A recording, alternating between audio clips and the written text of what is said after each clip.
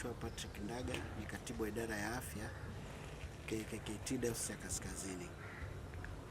Leo idara ya afya kupitia kitengo cha elimu ya afya ya msingi inaendesha semina rejea au refresher training kwa walimu wa afya ya msingi kutoka sharika mbalimbali zilizoko katika majimbo yetu matano.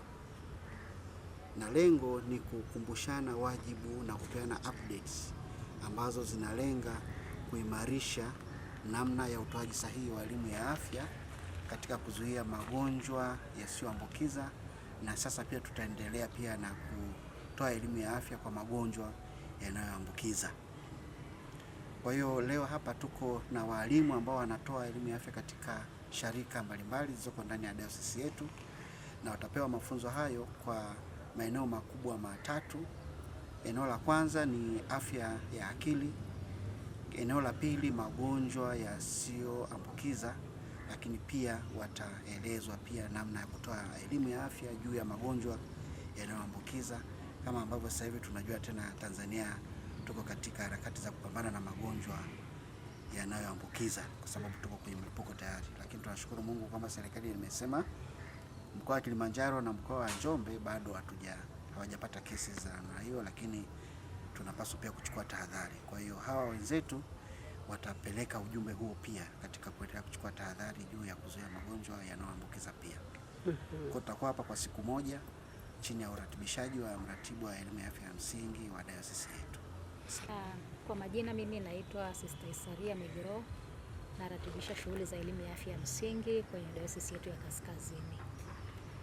Siku hii ya leo tuko hapa Umoja kwa ajili ya kuendesha semina ya elimu ya afya ya msingi, na tumekutanisha makundi mawili. Kundi la kwanza ni waratibu wa elimu ya afya ya msingi kutoka majimbo yetu matano ya dayosisi yetu ya Kaskazini, lakini pia kuna watu wanaoitwa walimu wa elimu ya afya ya msingi kutoka kwenye haya majimbo ambao ndio wanashughulika au wanakuwa pamoja na hao waratibu kwa ajili ya kuhakikisha wanapeleka elimu ya afya ya msingi kwenye sharika zetu au kwa jamii. Lengo hasa la kuwakutanisha siku hii ya leo ni kwa sababu elimu ya afya ya msingi inashughulika na mambo ya kutoa elimu ya afya kwa jamii juu ya magonjwa yanayoambukiza na yasiyoambukiza, na tunakuwa na malengo pia kwa kuhakikisha kwamba mafunzo haya yanafikia jamii. Sasa ili ifikie jamii, hatuwezi tukaitisha jamii yote kufika, labda kwa mfano kufika siku hii ya leo. Hapana, haiwezekani. Lakini tunachagua wale watu ambao wana uwezo wa kupata elimu na kuipeleka mahali husika. Sasa hao ndio waratibu pamoja na walimu hawa wa elimu ya afya ya msingi. Na leo tumewaalika wataalamu kutoka maeneo mbalimbali.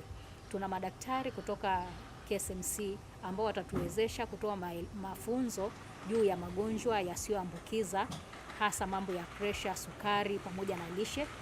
Lakini pia tuna mtaalamu atakayezungumza kuhusu habari ya afya ya akili, ambayo hasa kwa sasa ni tatizo la kijamii. Ukisikia vyombo vya habari vinazungumza, utasikia watu hawa wamejinyonga, wameuana, wameua, wamefanya nini. Ni kwa sababu pia changamoto ya kimaisha. Maisha sasa hivi yamekuwa na mambo mengi, gharama za uendeshaji wa maisha, mambo ya ndoa, mambo ya mahusiano ya kazi na hivi na vile. Kwa hiyo watu wengi sana wamefika hatua ya kusitisha au kukatisha maisha yao au uhai wao kwa sababu ya changamoto hii ya kimaisha.